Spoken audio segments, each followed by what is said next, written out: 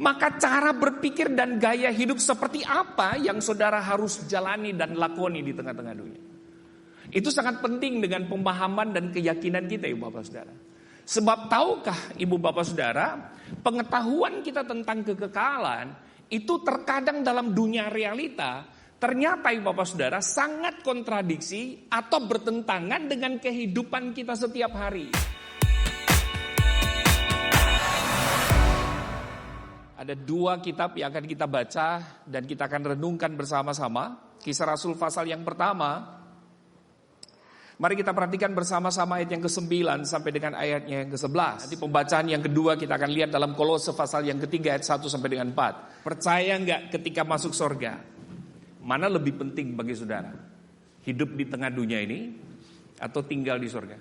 Jika keduanya penting bagi saudara, baik di bumi maupun di surga, maka cara berpikir dan gaya hidup seperti apa yang saudara harus jalani dan lakoni di tengah-tengah dunia. Itu sangat penting dengan pemahaman dan keyakinan kita, Ibu Bapak Saudara. Sebab tahukah Ibu Bapak Saudara, pengetahuan kita tentang kekekalan itu terkadang dalam dunia realita ternyata Ibu Bapak Saudara sangat kontradiksi atau bertentangan dengan kehidupan kita setiap hari. Apa yang kita lakoni di tengah-tengah dunia ini dengan sebuah keyakinan dan bahkan pemahaman tentang kekekalan dalam kehidupan kita. Ternyata Ibu Bapak Saudara, antara tindakan dan pemahaman itu agak bertentangan. Dan Ibu Bapak Saudara, ternyata orang di Kolose itu seperti ini pemahamannya. Percaya kepada Yesus, paham betul tentang kekekalan. Tapi ada beberapa di antara jemaat di Kolose menunjukkan bahwa itu ternyata sangat bertentangan dengan pengertian dan pemahaman itu. Saya beri contoh paling sederhana Ibu Bapak Saudara. Melayani, memberi Ibu Bapak Saudara. Kesetiaan kita atau kegiatan-kegiatan kita dalam sebuah pelayanan itu semua bersyarat. Kalau saya memberi, saya berharap sesuatu dari Tuhan untuk Tuhan mengembalikan kepada saya. Betul gak Ibu Bapak Saudara? Kalau saya melayani di gereja ini, saya berharap Tuhan juga melakukan sesuatu untuk saya. Bukankah kadang-kala konsep kita seperti transaksional dengan Tuhan? Sehingga kerajaan sorga, kekekalan itu kita pahami seperti orang sedang berbisnis Ibu Bapak Saudara.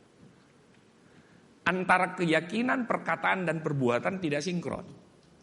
Betul. Tapi kerinduannya pengen ke surga Ibu Bapak Saudara. Nah, orang-orang di Kolose rupa-rupanya memiliki beberapa pengertian seperti ini Bapak Saudara. Sehingga bagi mereka kekekalan itu atau surga itu kalau boleh shortcut saja Ibu Bapak Saudara. Cari jalan pintas saja. Tidak perlu percaya penuh pada karya penebusan Kristus. Sehingga antara apa yang mereka yakini dengan perbuatan tindakan mereka, sekali lagi itu bertentangan Ibu Bapak Saudara. Izinkan saya bagi 3 dalam pembahasan ini. Yang pertama saya ingin membahas tentang konteks luas dari perikop yang kita baca tadi. Nah Ibu Bapak Saudara, kisah pasal 1 itu merupakan sebuah peristiwa fakta sejarah. Bahwa Yesus yang adalah Tuhan kita, yang sudah mati dan bangkit bagi kita, itu benar-benar naik ke sorga. Yang percaya katakan amin. Kenapa saya perlu sampaikan ini Bapak Saudara? Karena Alkitab yang mencatat bahwa kenaikan dia di sorga itu ada saksi yang melihatnya. Ada orang yang melihatnya Ibu Bapak Saudara. Yesus naik ke sorga itu bukan tanpa ada sebuah saksi. Nah kalau kita bicara tentang bagaimana sebuah kebenaran itu dianggap benar, bukan setengah benar Ibu Bapak Saudara. Atau sebuah peristiwa itu mengandung nilai historis, di mana peristiwa itu dapat diterima kebenarannya. Maka itu perlu ada saksi Ibu Bapak Saudara. Alkitab berkata, Yesus naik ke sorga, dilihat oleh para murid-muridnya secara langsung. Yang percaya katakan amin. Jadi kematian, kebangkitan dan kenaikan merupakan rangkaian peristiwa fakta sejarah Ibu Bapak Saudara. Karena kalau saudara pergi ke Israel, saya pernah ke sana dan saya banyak berdiskusi dengan beberapa orang ketika saya mampir di beberapa tempat Saudara. Mereka hanya berkata bahwa Yesus itu hanyalah manusia saja. Dia adalah manusia sempurna secara moral. Tapi dia bukan Allah. Karena itu Ibu Bapak Saudara, ada teori konspirasi yang dicatat dalam Injil Matius. Bahwa Yesus itu tidak dibangkitkan. Betul Saudara? Ada kan? Jadi para imam panggil para penjaga kubur. Mahkamah agama memanggil mereka lalu mengatakan bahwa kamu sampaikan kepada setiap orang yang berjumpa dengan kamu, karena kamulah yang menjaga kuburan itu. Kalau ditanya di mana mayat Yesus, katakan mayat Yesus itu dicuri. Betul saudara? Ada teori konspirasi yang beredar di tengah-tengah masyarakat pada waktu itu. Dan tidak bisa dapat dipungkiri teori konspirasi ini, maaf, didukung oleh salah satu agama.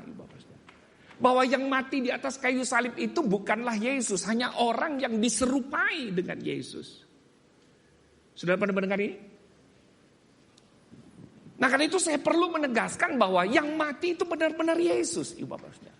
Dan kebangkitan juga merupakan sebuah fakta sejarah. Sebab kalau saudara baca dalam 1 Korintus pasal yang ke-15, ada kurang lebih 500 orang yang menjadi saksi atas kebangkitannya. 500 orang yang melihat kebangkitan ini termasuk Rasul Paulus, Ibu Bapak Saudara. Jadi saya mau mengatakan bahwa kematian, kebangkitan dan kenaikan bukan merupakan sebuah teori, tapi itu merupakan sebuah fakta sejarah yang mau menegaskan bahwa Dia adalah Allah 100% dan juga sekaligus manusia, yang kemudian ketika Dia mati dibangkitkan dan kemudian naik ke sorga. Karena itu seringkali saya berkata begini, kekristenan yang dewasa itu tidak berhenti pada bagaimana saudara memiliki pengetahuan akan Tuhan. Tapi kekristenan yang dewasa adalah saudara memiliki pengenalan akan Tuhan. Antara tahu dan kenal dua hal yang berbeda. Tahu saudara memiliki banyak literatur tentang Tuhan. Tapi tahu nggak saudara, keyakinan kekristenan itu harus dilandasi dengan sebuah pengenalan. Worship itu, penyembahan itu tidak hanya berbicara tentang pengetahuan saudara tentang worship. Tapi worship itu adalah gaya hidup. Gaya hidup itu kita hanya bisa dapati dari intimasi. Sehebat apapun pengetahuan saudara tentang Alkitab, tapi saudara tidak punya pengenalan dengan Yesus secara pribadi, maka saudara sebetulnya belum memiliki yang namanya Kristus dalam hidup kita. Amin.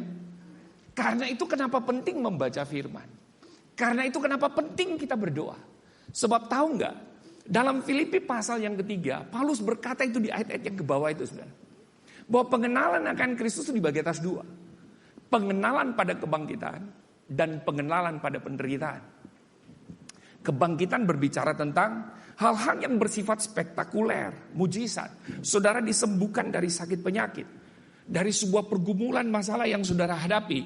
Ketika saudara berdoa dan percaya pada Yesus, Yesus memberikan jalan keluar dalam hidup saudara. Bukankah Dia Allah yang hebat? Mau tahu tentang Yesus yang hebat? Kenalilah Dia dalam kebangkitan. Kebangkitan berbicara tentang kemenangan orang percaya. Yang percaya katakan amin. Tapi Paulus tidak berhenti pada pengenalan Kristus di dalam kebangkitan. Paulus juga berkata, aku mengenal Dia supaya aku juga mengenal Kristus dalam penderitaan. Amin. Karena itu seringkali saya berkata begini, saudara. Kadang ketika kita telah berada pada zona kenyamanan, iman kita akan stuck. Kita tidak akan pernah bertumbuh maksimal dalam kekristenan. Nah, untuk kemudian kita akan bertumbuh secara maksimal dan memiliki iman yang dewasa, kadangkala Tuhan suka goyang sarang kenyamanan itu. Ya, percaya katakan amin. Ketika Tuhan goyang sarang kenyamanan itu, perhatikan ibu bapak saudara, mulai ada yang mulai jatuh, ceklek, betul saudara? Mulai kemudian ada kaki yang sakit, mulai kemudian ada tangisan yang terjadi, betul saudara? Karena Tuhan tidak mau kita berhenti pada pengenalan terhadap Dia, pada mujizat-mujizatnya. Dalam bahasa Yunani, mujizat itu sign. Diterjemahkan dengan beberapa kata termasuk adalah sign, tanda, saudara. Jadi menurut saya mujizat itu hanyalah merupakan sebuah momentum saja, di mana sebetulnya Tuhan mau kita harus lebih daripada sekedar menikmati momentum. Siapa di sini yang pernah dijamah dan disembuhkan Tuhan? Jangan pernah berhenti, Ibu, dan kemudian mengakui Dia sebagai Allah ketika kita disembuhkan. Tuhan mau adalah kita mengenal Dia lebih dalam lagi dari hanya sekedar berkat, mujizat yang kita terima. Kenapa, saudara? Kedewasaan orang Kristen yang dapat diuji dan teruji justru ketika dia diproses. Amin. Mau kuat kekristenan saudara? beri saudara. Untuk apa, saudara? Diproses Tuhan. Maka saya bilang tadi, dalam zona kenyamanan ketika Tuhan mulai goyang, itu berarti Tuhan mau supaya kita sekarang sedang masuk pada sebuah fase di mana dia mau kita mengenal dia dalam penderitaan. Amin. Amin, Bapak Saudara. Jadi Bapak Saudara, ini merupakan sebuah fakta sejarah yang bukan cuma sekedar mereka memiliki pengetahuan, tapi betul-betul antara pengetahuan dan keyakinan menjadi satu dalam hidup mereka. Sehingga melalui apa yang mereka dengar, apa yang mereka lihat atau saksikan. Coba saudara perhatikan. Tidak ada satupun murid Tuhan Yesus yang hidupnya enak. Semuanya mati dalam penderitaan. Pertanyaan saya adalah, kenapa mereka mau mati dalam penderitaan?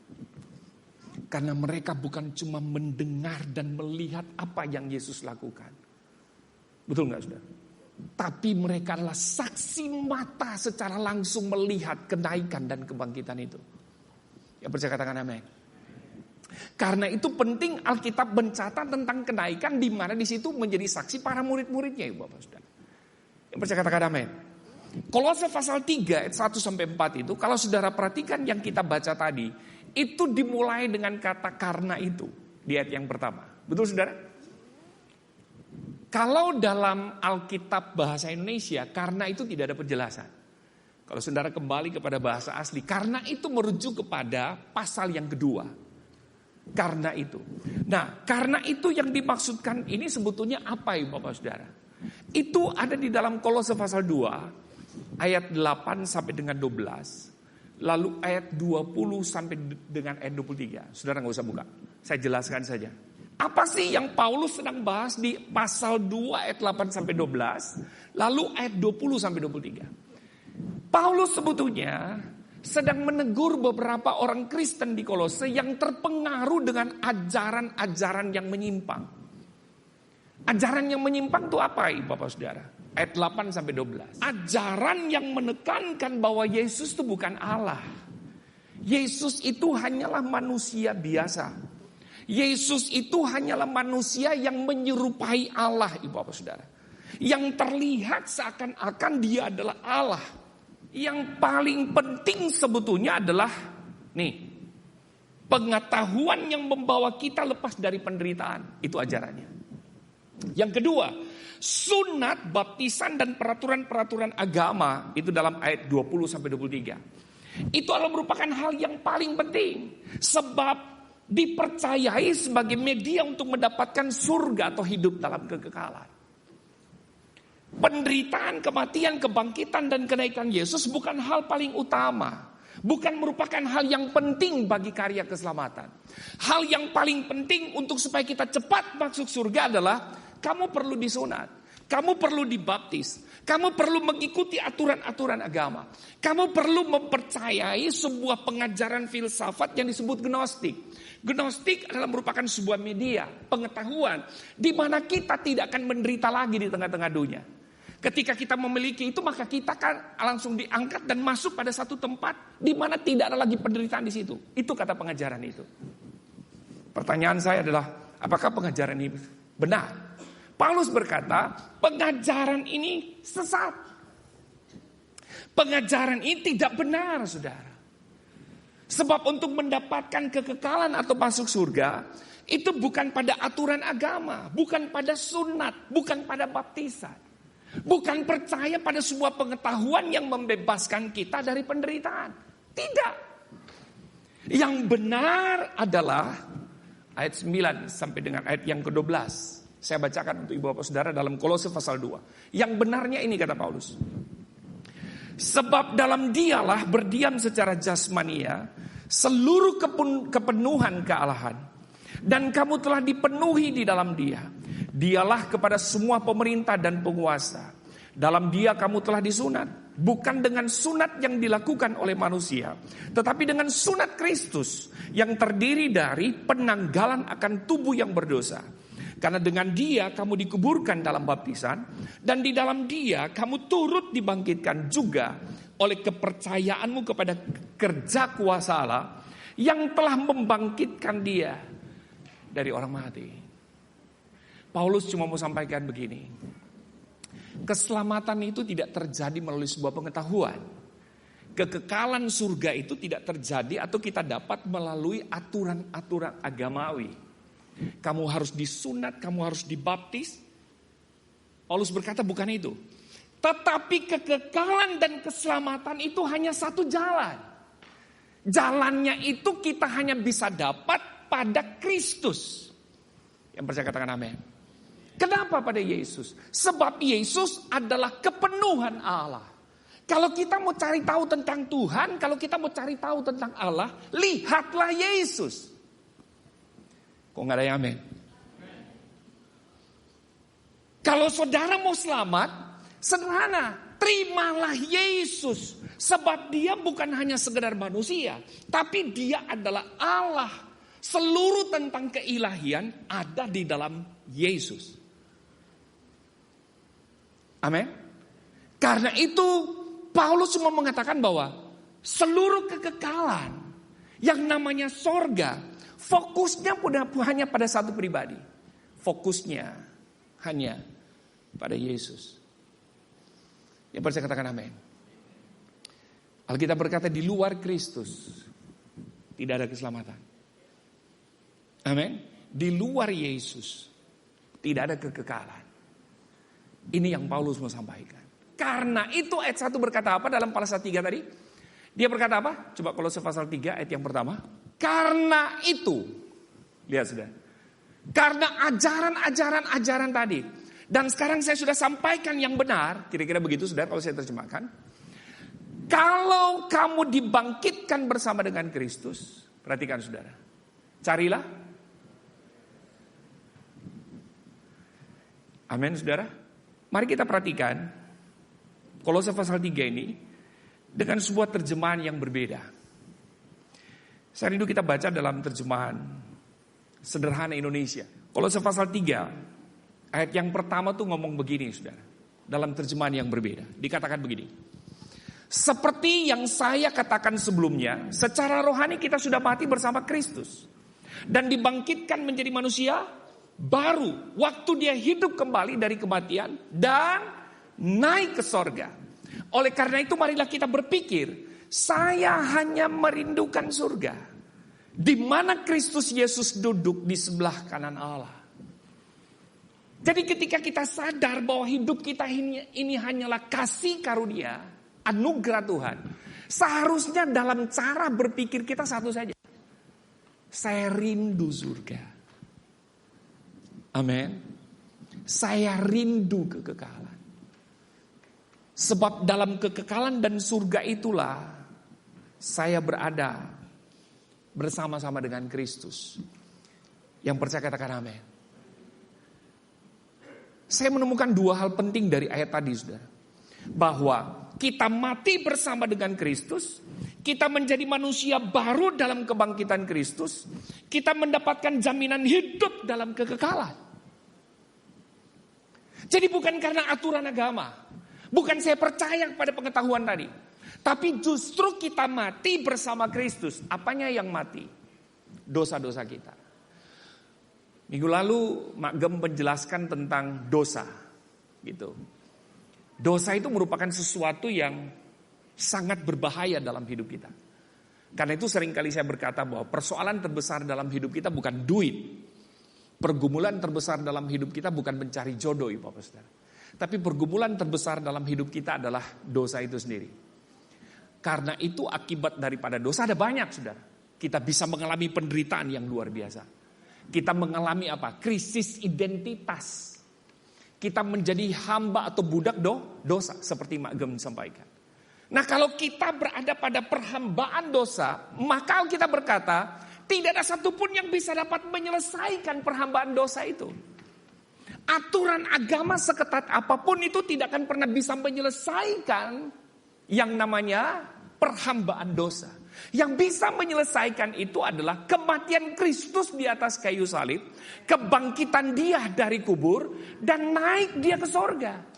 Karena itu ketika kita menerima Yesus, maka saya mau berkata, kita free, kita merdeka. Ya percaya katakan amin. Bukan karena yang lain, Bapak Saudara. Jadi hari ini saya cuma menekankan bahwa jangan sampai ada sesuatu dalam diri kita yang lain, saudara. Ketika kita melayani, ketika kita menjadi Kristen, ketika kita berada dalam sebuah pergumulan, dalam rumah tangga, dalam gereja, pastikan bahwa yang ada bersama dengan kita itu cuma satu pribadi nih, Kristus. Sebab Paulus menitik beratkan hanya pada satu pribadi ini. Yang menarik adalah dia berbicara tentang kekalan atau surga. Bagi kita terlalu jauh karena kita masih hidup di tengah dunia. Tapi saya tertarik dengan bukunya Pak Roni Daud Simeon. Keluarga adalah surga. Tuhan Yesus berdoa begini di kalimat terakhir. Datanglah kerajaanmu, jadilah kehendakmu di bumi. Konsep ini sebetulnya sangat sederhana. Paulus cuma mengatakan bahwa inilah pemikiran yang seharusnya ada dalam benak pikiran kita, Ibu Bapak Saudara. Bukan bagaimana cara kita hidup di tengah dunia, tetapi bagaimana cara berpikir kita sebagai orang Kristen terhadap dunia. Apa yang terjadi dengan dunia ini dan bagaimana saya hidup di tengah-tengah dunia ini. Seharusnya cara berpikir saya tentang itu adalah cara berpikir kekekalan. Yang oleh Rock kita punya istilah apa? Kingdom culture. Betul? Budaya kekekalan. Atau budaya kerajaan Allah, itulah yang sebetulnya harus ada dalam cara berpikir kita. Untuk melihat segala sesuatu di tengah-tengah dunia ini, Bapak Saudara. Yang bisa katakan amin. Sehingga begini, Saudara. Ketika kita melakoni kehidupan kita, ketika kita hidup di tengah-tengah dunia ini, maka antara sebuah keyakinan dengan sebuah pemahaman itu menjadi connect. Amin, Saudara. Jadi kalau Alkitab berkata kasihilah musuhmu, kita harus. Jadi kalau misalnya Tuhan berkata berilah kepada orang itu, kita harus. Betul gak, Saudara? Motivasi kita dalam melayani, motivasi kita dalam memberi, sebetulnya menurut saya adalah bukan transaksional. Bukan ketika saya memberi, saya berharap Tuhan mengembalikan. Saya justru memahami bahwa ketika saya memberi, justru karena Tuhan sudah beri kepada saya. Saya mau tanya kepada saudara, apakah Tuhan butuh duit? Tuhan gak butuh duit. Kita yang butuh duit. Betul gak Ibu Bapak Saudara? Karena itu Ibu Bapak Saudara, sudah terlalu besar apa yang Tuhan beri dalam hidup kita. Cara berpikir seperti inilah yang harus ada dalam diri kita. Amin Ibu Bapak Saudara. Kerajaan Allah itu adalah merupakan sebuah cara berpikir Ibu Bapak Saudara. Bukan kemudian kita mengikuti cara berpikir orang-orang dunia.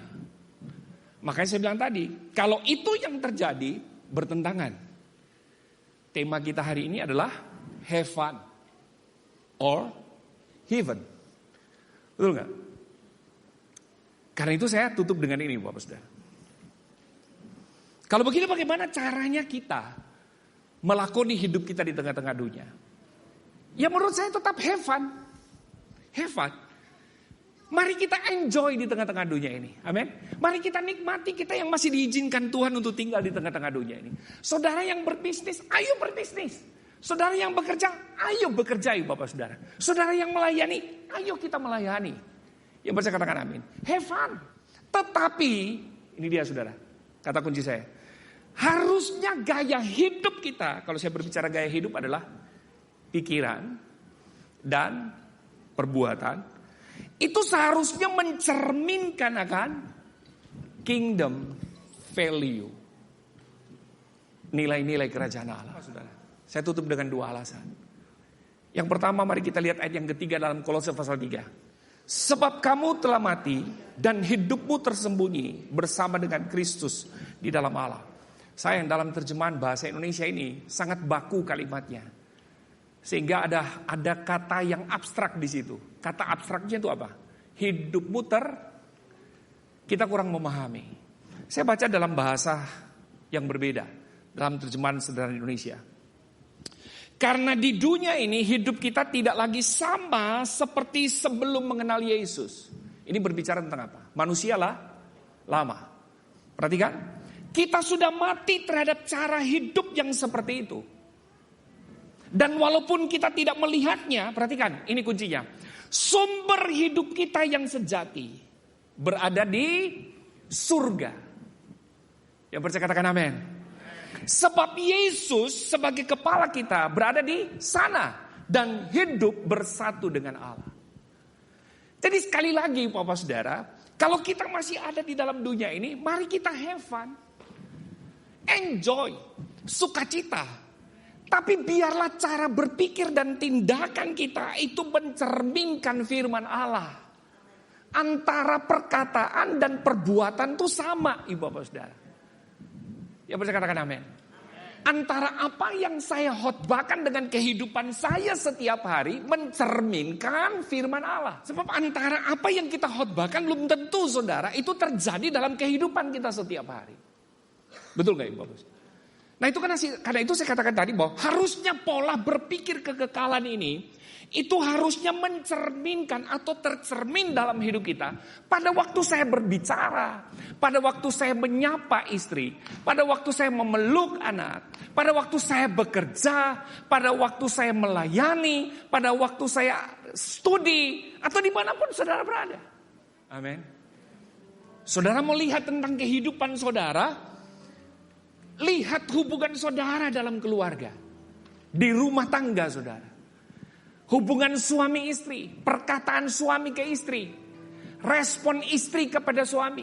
Apakah istri tunduk pada suami atau tanduk kepada suami? Atau suami mengasihi istri atau malah mungkin bukan mengasihi Bapak Saudara. Jadi sparring partnernya. Betul gak Ibu Bapak Saudara? Jadi bagi saya sederhana firman Tuhan ini. Mari kita have fun. Tapi biarlah cara berpikir kita heaven.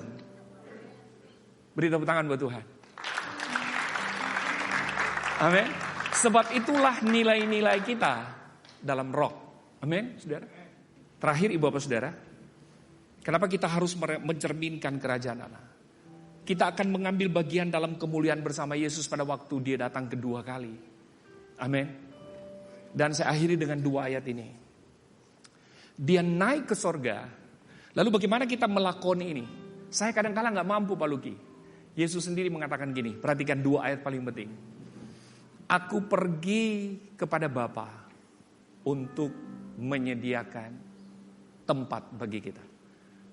Amin. Tapi tidak berhenti. Aku pergi kepada Bapa supaya aku mengutus seorang penolong. Siapa penolong? Roh Kudus. Amin. Supaya kita melakoni kehidupan kita, cara berpikir dan perbuatan kita sama seperti firman Allah. Maka kita berkata, minta tolonglah kepada Roh Kudus. Sebab dia penolong. Amin. Saya punya banyak kekurangan. Tapi saya terus berharap dan mengandalkan Roh Kudus untuk memulihkan dan mengubahkan hidup saya.